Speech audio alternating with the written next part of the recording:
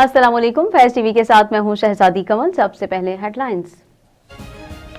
Corona की दूसरी लहर ने खतरनाक सूरत-ए-हाल इख्तियार कर ली। 24 घंटों में दूसरी लहर के दौरान सबसे ज्यादा 75 अफराद जान से गए। 2829 नए केसेस रिपोर्ट। एक्टिव केसेस की तादाद 49,780 हो गई। पेशावर में निजी अस्पताल के डॉक्टर मोहम्मद फारूक कोरोना के बायस इंतकाल कर गए। खैबर पख्तूनख्वा में कोरोना से जाँ बहक डॉक्टर्स की तादाद 25 हो गई।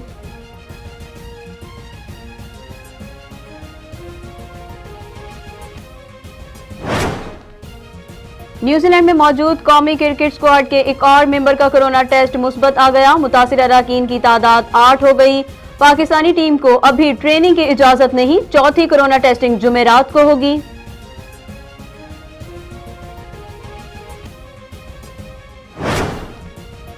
पीडीएम ने फैसला कुन मरहले की तैयारियां शुरू कर दी हैं। तर्जुमान नून लीग मरियम औरंगजेब कहती हैं ईंट का जवाब पत्थर से दिया जाएगा। आज पीडीएम इजलास में अहम फैसले किए जाएंगे। लाहौर जलसे की हिकमत अमली तय की जाएगी।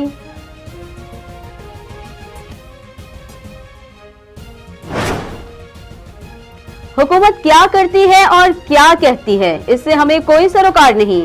ख्वाजा साद रफी की एहतसाब अदालत में पेशी पर मीडिया से गुफ्तगू। कहा पाकिस्तान इंतहाई मुश्किल दौर से गुजर रहा है। अपोजिशन का इत्तेहाद बेनतीजा नहीं जाएगा। सिंध, पख्तूनख्वा और बलोचिस्तान पंजाब की तरफ देख रहे हैं। जब बड़ा भाई निकलता है तो मसाइल हल होते हैं।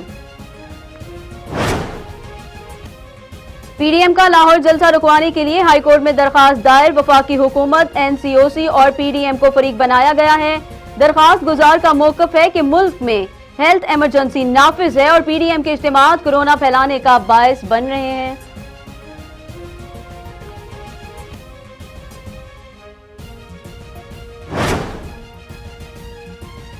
पाकिस्तानी स्टील मिल्स के बरतरफ मुलाजमीन और सिंध हुकूमत में मुज़ाकरात कामयाब।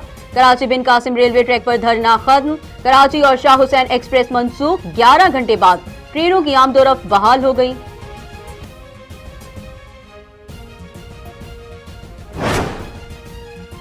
मुल्क में 10 अरब दरख्तों का प्रोजेक्ट नाकाबिले यकीन लगता है। अगर ऐसा हो गया तो मुल्क की किस्मत बदल जाएगी। सुप्रीम कोर्ट का बिलियन ट्री मंसूबे का नोटिस। कहां कितने दरख्त लगाए, अदालत ने सबूत मांग लिए। चीफ जस्टिस कहने लगे कलर कहार में दरख्त काट कर हाउसिंग सोसाइटीज बनाई जा रही हैं। सिंध का हाल समझ से बाहर है। अफसरान जेल भी जाएंगे और नौकरी से भी।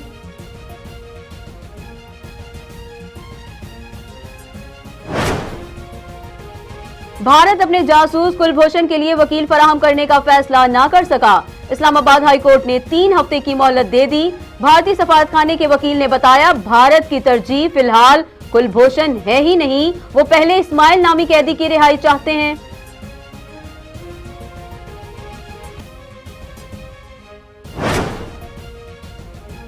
बख्तावर भुट्टो ने अपनी मंगनी की वीडियो और मजीद तस्वीर जारी कर दी। आसिफ अली जरदारी बीमारी के बावजूद बेटी का हाथ थामे तकरीब में शरीक हुए। बख्तावर के जोड़े और शॉल की सोशल मीडिया पर पजीराई।